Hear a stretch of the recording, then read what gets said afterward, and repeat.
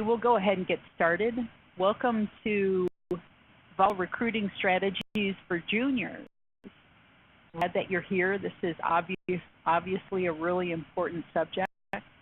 And as just a reminder, when you sign up for one of our recruiting classes, we will send you a recording of that class the following day.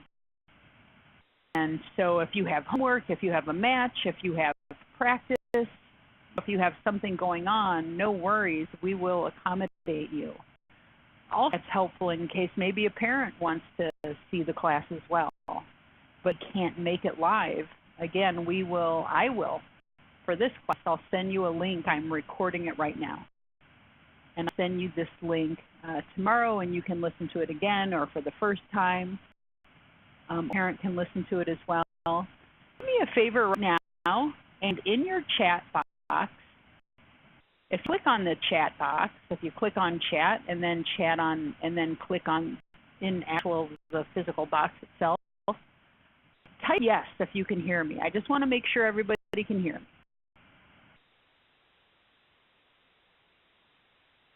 Thank you. I'm getting yeses. Again, this is Volleyball Recruiting Strategies for Juniors. Those that aren't familiar with me, my name is Paige Paulson. I'm a middle hitter and an opposite. I'm from the Chicago area. I played club ball with a team called Sports Performance. It's in the western Chicago suburbs. Played college volleyball at Western Michigan University. It's a Division I school in Kalamazoo, Michigan, in the Mid-American Conference. Really honored to start every match of every year of my career, and really excited and honored to be a part of 4 teams that for 4 consecutive years won the Mid-American Conference every year. Cool experience, and it was pretty cool to be Western Michigan University's only revenue sport for women. In other words, we made school money because our attendance at our matches was so high. We averaged probably 4,000 to 5,000 people at each of our matches. So fun playing in front of big crowds. I was a communications major at Western Michigan. After school, I went on to participate in Major League Volleyball, indoor professional volleyball. I played for the Minnesota Monarchs, and I've also played professional volleyball with the Midwest Professional Volleyball Association. Been at NCSA for about 5 years. I love it. I love mentoring young people through their own recruiting process because I know what's at stake and I know how important it is. And I also understand how frustrating and difficult the recruiting process is. There isn't a lot of help and information out there, and this is what NCSA strives to do: make great student athletes, recruit.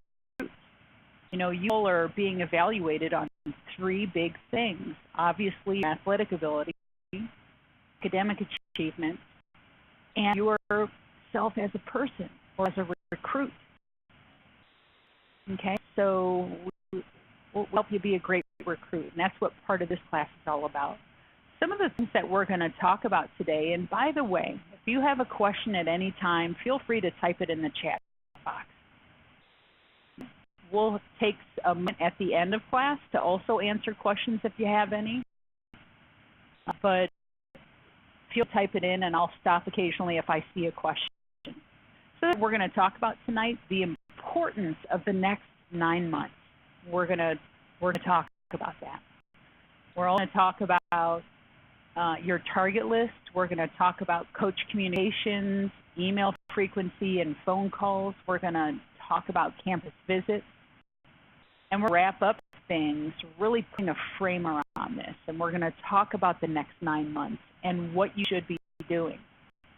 And I urge you to put everything into it. And you don't have to, should absolutely not feel overwhelmed by your recruiting process. But if you can, an hour or 2 every week on it, you're gonna accomplish your goals. And so that's a cool thing. Junior year recruiting, the most important year. Why? Well, you're in this class, it's that you haven't committed yet. And it means that 12 months from now, you're going to be applying to colleges, and in the next 9 to 12 months, you need to figure out who those schools are going to be. You need to figure out where there are opportunities for you. I have no question that everybody in this classroom is at a different stage in their recruiting process. You know, you may be just starting your recruiting process and you don't have any contacts and communications going on. You're going to take something away from this class. Or you have been working on your recruiting process for the last 2 years and trying to figure out what you should be doing this year to kind of wrap things up and wrap a bow around it, and everybody in between as well. So it's crazy to think that a year from now you will be applying to colleges, and one of the things that you're going to take into consideration when you're making a college decision is scholarship package. You know, how much money you're going to get from the school to either be rewarded athletically, academically, or both. But that's an important part of the decision-making process. So this makes this upcoming club season your final club season before determining where you should be applying to school. I want you to hear me carefully when I tell you there will be plenty of opportunities as a senior, but I prefer that you identify opportunities now so that your senior year you don't feel pressure, you don't feel like you're in a pickle because you haven't been sending emails and you haven't been making phone calls and you haven't been inviting coaches to your club tournaments. You will still have opportunities as a senior. There will be far less opportunities as a senior than there are as a junior. So that's why I want you guys to have a stellar junior year. Emails this fall set you up for exposure in the winter, the spring, which is obviously club season, which recruiting season. If you emails now, you know that some coaches are getting back to you and some coaches aren't. And the truth is that the fall season is always pretty slow with the recruiting process because college coaches are really focused on college volleyball season. So, you know, they don't always get back to you. They don't always return emails. And that's okay. Let's give them a break. But we can still make progress, and we'll talk about that. So you're sending emails this fall to coaches to introduce yourself or to give them an update on your high school season and how it's going or to share new video. You're going to be getting coaches' radar and setting yourself up for in-person evaluations at club tournaments. And having in-person evaluations at club tournaments will, of course, determine whether or not a college coach is really interested in you and where you fall on their radar, and may set you up for a visit in the spring at that school.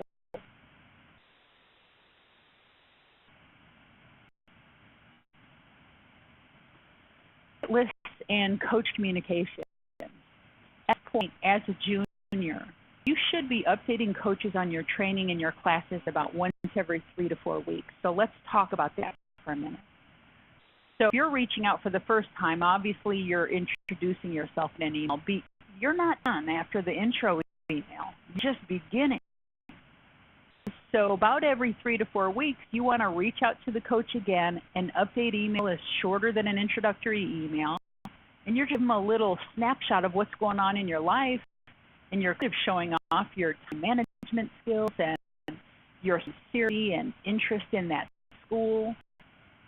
Just want to hear from recruits. So you're reaching out about once every 3 to 4 weeks. Some good reasons to update coaches are if you have new film on your profile, or just let them know how your high school season is going and how classes are going. Or maybe you're keeping an eye on them and you know how their season is going. Let's say, you know that Michigan State beat Wisconsin and Minnesota last weekend. They're one of number 5 teams in the country, and Michigan State's on your target list. I think it's a great idea to reach out to the coach and say, oh, hey, coach, I just wanted to congratulate you on your huge wins on Friday and Sunday. Congratulations, and I hope that your season continues to go well. I sure will be watching. Okay, there's lots of different reasons and scenarios that you can use just to reach out and make contact with a coach. Your target list contain a number of different scenarios. Your target list should have schools that you've already had contact with, and maybe they've gotten back to you as well. You should also have schools that you've just discovered, or schools have reached out to you that you didn't know about before, and when you click on the name of the school and learn about it, maybe you're interested in the school. So your target list is something that's always being tweaked, shaped, and you're removing schools and you're adding schools, and schools may become more important and schools may become less important depending on the communication that's going back and forth. When I say target list, I'm literally referring to some physical list of schools. Okay, whether you're keeping track in a notebook, or if you're favoriting schools in your profile, so you're using your favorites list, which is in the My Colleges tab. I'm not a huge fan of that system because I like keeping track of lots of things on target list. For example, I think that whenever you send an email to a coach, you should write the date of when you sent that email. If I send an email today, I'm going to put the 9/27 in a box. I sent an email. So know that about 10/27, I better be sending another email to that coach. And target list, because I'm encouraging you to deal with schools. A great target list has 25, 30 schools on it. If 20 schools on it, that's okay. If you have 50 schools on it, that's okay. But I'm pushing for 25 or 30. All right? The reason is because you're not going to find an opportunity at every school. So the more schools you're reaching out to, the more opportunities you're going to find. The purpose of this target list is to keep organized. Okay? You can create an Excel spreadsheet if you'd like. Actually, I've created one. So if anybody wants a copy of my blank target list spreadsheet, send me an email tomorrow or tonight, and I will send it to you. I'll give you my email at the end of this presentation. So there's a third category of schools that I want you to put on your target list, and that you've reached out to and they've said no. Why keeping them on your target list? I'll tell you why we're keeping them on your target list. Because recruiting is kind of a moving target, and things can be gray. Okay, where there wasn't an opportunity 6 to 12 months ago, there could be one tomorrow. And I'll give you some examples. So maybe a coach looked at your video, and maybe a coach thinks you're not a good fit. Maybe you're not tall enough or fast enough or strong enough. That was 12 months ago. And maybe you reach out to the coach with an update highlight video, and we'll talk about what you say in that email on the next slide. But you just, touch base. Coach, I know you said there wasn't an opportunity there, but I just want to share my new video. But maybe now they're looking at you and going, wow, he's gotten a lot bigger. She's gotten a lot stronger. He's gotten a lot bigger. He's gotten a lot stronger. We work with men's volleyball players too. You may have developed more. Number one, that's one scenario. Here's another scenario. Maybe not a commitment for your position, and so they were no longer looking. But maybe at some point that person decommits. They feel like they won't get the grades to get in, so they don't want to waste all of this recruiting time in the meantime, and so they decommit. Or they go through the admissions process as a senior and they don't get in. Or a current team member goes to the coach and says, Coach, I'm not coming back next year for whatever reason. I have a sick parent. I'm homesick. It's fit for me. It's too far home. So things change. So I'm saying keep all of the no's on your target list. I'm saying maybe the top 5. They're important enough to put on your target list in the first place. Then let's keep the most important ones in the list. All right? Excuse me. So we've got on your target list 3 buckets of schools. is confirmed interest. You've been going back and forth, you're building recruiting relationships, and you're reaching out every 3 or 4 weeks. Because you're the best recruit. It's a third of the equation. Many recruits, the scholarship offer by being the best recruit, have the same skill level and the same grades as other people on a school's recruiting list. They want most mature, most confident, the person that's best in time management is going to be on their team. The new school reached out to you, or you found using your Find Colleges tab in your profile.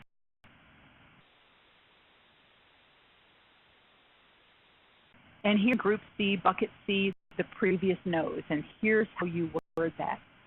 Hey, Coach, I know that you told me that you are done recruiting the 2019 class, but I just wanted to share my updated highlight video with you in case things changes unexpectedly. So you're being polite, you're being courteous, you're acknowledging that the coach has already told you no. I'm not saying that this group of schools is one that should be reaching out to every 3 to 4 weeks, but they're worth reaching out to whenever you get updated highlight video on your profile. Okay, you got A, Group B, and Group C on your target list.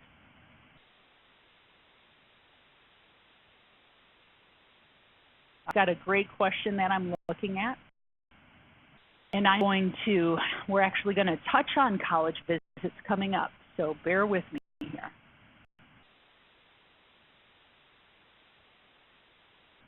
What schools that don't get back to you?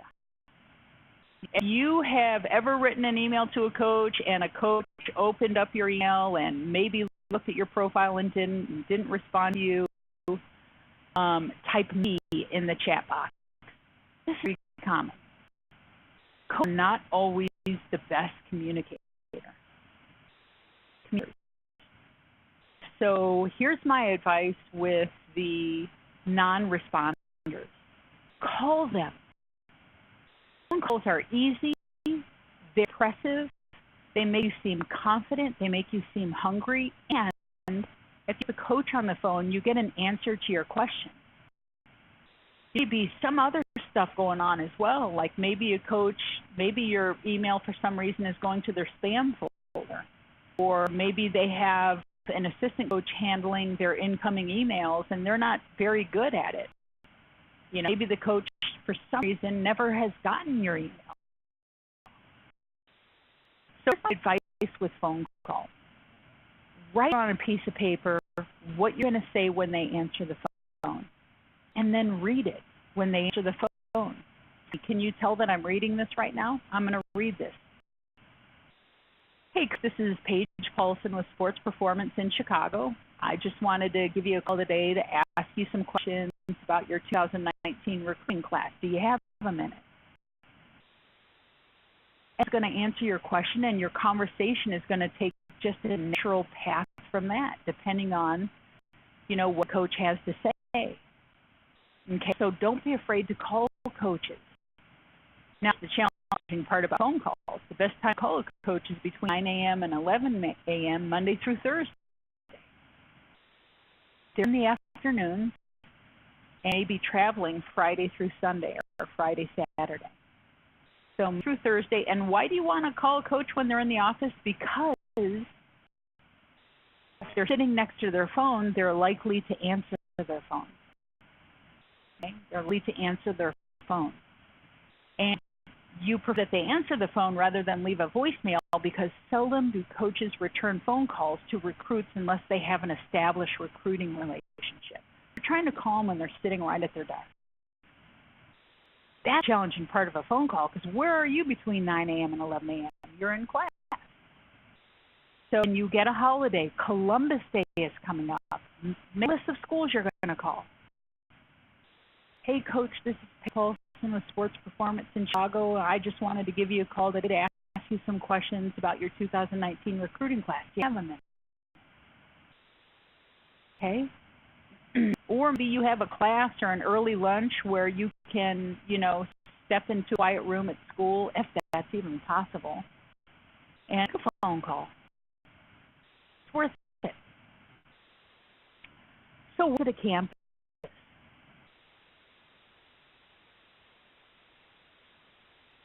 There are several different options of when it's a good time to visit the campus. Number one, when a coach invites you, obviously is a great reason to visit a campus. But also maybe when you're trying to build your relationship with the school, it's okay to initiate this conversation. So reach out by email and let a coach know that your trip with your parents, you're going to be in the area on these potential dates. You'd love to stop by to introduce yourself and ask them some questions about their team and their program. And can you stop by and introduce yourself? So send an email, and if a coach doesn't respond to it, again, pick up the phone and call the coach. But understand this, it's good to get on a campus, whether or not you've identified an opportunity there. If it's a school that you would go to even without volleyball, that's really worth the effort. But if it's a school really interested to, you haven't had any conversations with the coaches yet, reach out to them, try to introduce yourself, try to build that relationship, learn about their recruiting needs. Another time to visit a campus is when you're just trying to figure out what you like. Do you like small schools? Do you like medium schools? Do you like big schools? Do you like city schools? Do you like schools out in the country? So many colleges in the country, so many different types of schools and campuses. Okay, to just take a trip with your parents on a campus and see how it feels. Maybe you started this process, you're like, I want to play Division I volleyball. It's the most competitive volleyball, and that's what I want to play. But maybe realizing you're a 5'7", 5'8" hitter, and you thought, we're hoping to grow more, and you aren't, and you know that you're probably not going to be recruited to play Division I volleyball. Before you say forget it, go check out some D2 campuses. Go check out some D3 campuses. And what? Reach out to the coaches and let them know that you're going to be there. Have some conversations. You're exploring right now. You're learning everything that you can about different programs, different sizes, and different stuff. You can make the best decision 12 months from now. Okay? Preparing for campus visits. Again, I want to emphasize your goal here is to really impress them as one of the best recruits they've ever seen. Study the school, study the team, go to the website, learn about the coaches, learn interesting things about the players, their record, their accomplishments. Open a notebook and write the name of the school, Hope College, Hope Volleyball, Hope College Volleyball. Go to their website, write down the names of all the coaches, and then write down how long they've been at the school and where did they play volleyball and what position were they in college and what's the team's record this year, what was last year, any cool articles going on, any cool wins or losses in the near past or tough games coming up in the near future. But you're studying a school and you keep a notebook and you're writing all this stuff, and all of a sudden you're on campus and you pull your notebook out because you're going to sit down and have a conversation with the coach, and you open up your notebook and you've got sheets of information on the team. How do you think that's going to make a coach feel?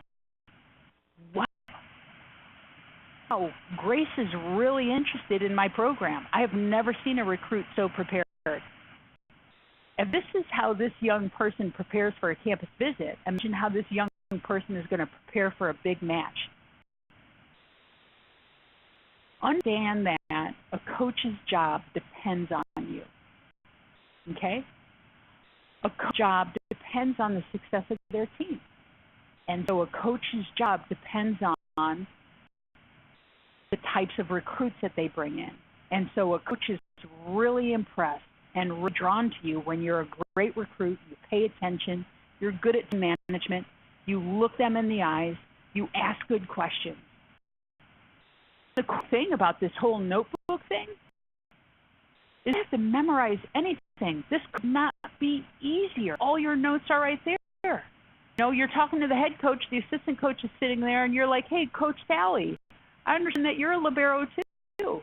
Libero, what's the secret to your success? You were All-American in college. Do you have any advice for me? I mean, I want to follow in your footsteps. What advice do you have for me as a junior in high school if I want to do that? Coach is going to be like, are you kidding me? This recruit is awesome. I love this recruit. Okay, you can keep notes in there, things that they say you might want to write down. So be a recruit. Go after every opportunity. If you have the mindset of, well, you know what, I'm checking it out. I don't know if I'm really interested in this school or not, but I'm checking it out. I don't want you to do that because the coach is going to sense that. And let's put ourselves in the coach's shoes. Are you going to be more apt to invite somebody on your team who has an attitude of like, well, we'll see if you're a good fit for me. I don't know. I think I'm a D1, but I might consider this D2 school. I might not, but I might. Or are you going to invite a person on the team that's like, Coach, you're two, I'm a libero. You were an All-American in college. Are you kidding me? What was that like? I mean, it's a secret to your success. No comparison. No comparison. So then, be a great recruit. Get every offer that you can. You know, never know. And here's another important thing. You might before you get on a campus, you might be like, I'm not really into this school. And then you're at the school, the team was so cool, the coaches were so cool, they had big crowds, you met an instructor for your major. I mean, you were like, wow, real impressed. You didn't give it your all. You weren't really prepared. You're going to regret that. So when you're building a recruiting relationship with a coach, when you're getting on campus, when you're on the phone, when you're on an email, treat it like that's the opportunity you want the most. Because now, you know, when you're being the best recruit and all of a sudden at the end of your recruiting process, you have 2, 3, 4, 5, 6 offers, then you can truly look at them and the scholarship money and the teams and the location and the majors. How are they at your major? You can make a great decision. Then make a great decision on the best for you as opposed to going with the only offer that you got. Go get the opportunity. All right, so here's our 9-month recruiting game plan, and it starts now. Okay. Between now and the holidays, I want you to really sharpen your target list. You know, have the schools on there that you've been communicating with, or maybe you haven't reached out in a while. So reach out again. New schools that you've discovered in the Find Colleges tab as you've done another search. You've plugged in your major. Maybe it's changed since the last time that you've worked on your target list. The no schools, make your 3 buckets. A great idea to have reach schools, good fit schools, and safe schools. As simple as Division I, Division II, Division III. But you want to have an array of schools. Number one, you don't want to undersell yourself. You might be reaching out to D2s and D3s, but athletically, if you would try for some D1s, you might get some feedback. Or you're hoping that you're a D1 athlete, but some D2s and D3s on your target list to build those recruiting relationships just in case, so you have options if D1 doesn't work out. Then you're got options as if you didn't do that. So have a variety of schools on your target list. If you need help with that, reach out to your head volleyball recruiting coach. Climate communication. Oh, this is my favorite thing. This is what separates the people that are serious about playing in college and those that want it, but they're not willing to be a great recruit. So from tournaments, I want to invite coaches to your tournaments, and I want you to reach out with an email a week before the tournament. College coaches go to tournaments with a list of recruits that have sent them an email that said, Coach, interested in playing for you. Don't worry about getting them court information and what time you're playing. There are plenty of tools for coach to find you. You need to get your name and your club team on their clipboard. So invite a week before the tournament, and then guess what? When you're at the tournament, don't go around. Do not look at the emblems on shirts. Do not. You focus on your court your team and your coach and being awesome. It's what you do at a club tournament. Who cares about the college coaches? Things they're evaluating is how well you focus in front of crowds. If you got parents and younger sisters and brothers running around the court and club coaches, and you're looking around to see if the coaches you invited are at the tournament, don't do it. Don't do it. Focus on being awesome. Take advantage of the play that are distracted. How about that? So we're inviting coaches, we're going to the tournaments, and we're being awesome. And within 2 days of the tournament, I don't want you waiting for coaches to reach out to you for feedback. You know what? Because then you're going to be like, well, yeah, they didn't reach out. They don't like me. It was that one pass. I got aced. I looked away because I thought I saw that one coach, and then I got aced, and I blew it. My college career is over before it began. Don't do it. And reach back out to the same coaches you invited to the tournament with a quill. Hey, coach, I don't know if you made it to the tournament or not because I was really focused on my team. I'll send you a quick update. This is my team finished. This is how I played. These are the things I did well. These are the things I'm going to continue to work on. And if you were there and you have any feedback for me, I'd love to hear it. So waiting for them to contact you. It's going to affect your psyche and your confidence. You go to them. Ask for feedback. Guess what? If they weren't there, they're going to say, oh, Grace, thank you so much for reaching out. I sent an assistant coach, and the assistant coach didn't make it, got a flat tire on the highway. So what's your next tournament? The coaches get back to you and say, thank you, so much for the update on how your team did. Congratulations. 5th, pretty good in the open division. I was able to see you. I thought you were great. I'd like to see you again. These are things I think that you should work on. Coach is telling you, giving you some coaching. That's pretty valuable. And you're building a relationship. Okay? Invite coaches, ignore them, and be outstanding at the tournament, and send them a follow-up email. This is the thing that impacts your recruiting process the most.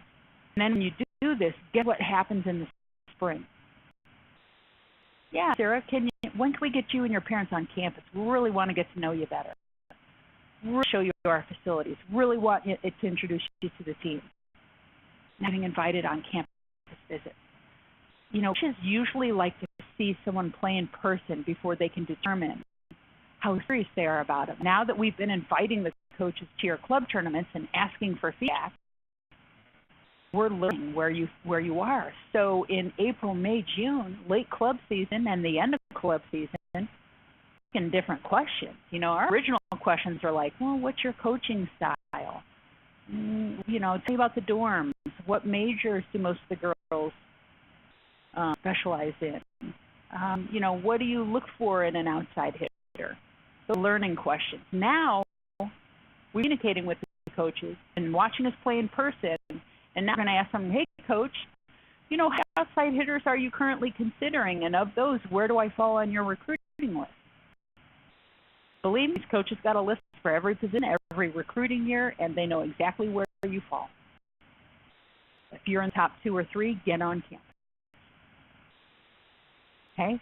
A great question to ask a coach. When do you plan on making a decision? This is going to give you sanity. Sanity. You know how important you are to the coach because you've asked, where do I fall on your recruiting list? And you know when the coach plans on making a decision. So you're not wondering, offer that position to someone else, what's going on? Hey, you know what? We're going to decide on, and you're second on our list. What do you need to see from me to be your top recruit? That question alone might be able to bump you up to the top. That's called hunger. That's called trying to learn whether you're on the court or not. What do you need to see from me to be your top recruit?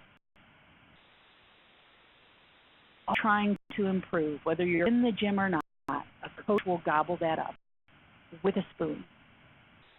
right? So the questions, and somebody had reached out, and somebody had asked about good questions when you're on a campus. There's a section in your profile called NCSA University. In that section, there's a subsection called Resource Center. There's a tab within that section called Communications, where you'll find questions for coaches.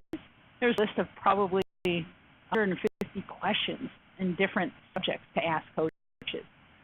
So NCSA University, Resource Library, you'll find questions to ask coaches. But as you're growing and building your relationship with college coaches, these 3 questions at the bottom are critical. Where do you go on your recruiting list? When do you plan on making a decision? And what do you need to see from me to be your top recruit if you aren't already? So it's asking the question, what if the school is having a difficult season? How can you talk about it and not offend? Great question. What you can mention, coach, I know you have some challenges this year. I know that there's always a great opportunity to work on your patience and your resilience. I've had plenty of challenges this year as well. I wish you luck for the rest of the season. Good luck for the rest of the season. The truth of the matter is there's a golden nugget in everything, and one of the biggest gold nuggets are failures, are losses, are setbacks. Think of how your heart feels and your lungs feel and your head feels when you're coming off of a win. You're like kind of buzzing, right? Kind of like buzzing. It's like, that was awesome. And you feel good. You're feeling good. Now think about how you feel when you lost a match that went 5 games and against your conference rival, and your best friend from your club team plays on the opposing team, and you're devastated. You're hungry. You're motivated. You don't want to feel that way again. And so hunger, disappointment, this reflection, has the ability to really catapult you. So failure can create patience and resilience and things that you cannot work on when you're successful. So find gold nugget in all of it, and you can actually communicate that with a coach. You know what, coach, I know you're having a tough season, but it's always great to be able to work on your patience and your resilience. And I know that because I've had my difficult club seasons and my difficult high school seasons as well. All right? Find the nugget, and you can communicate that with the coach as well. All right. So we've got a lot of stuff tonight. If you guys have any questions, or if you want me to send you my blank target list spreadsheet, I'm happy to do that. My email address is coachpaulson@ncsasports.org.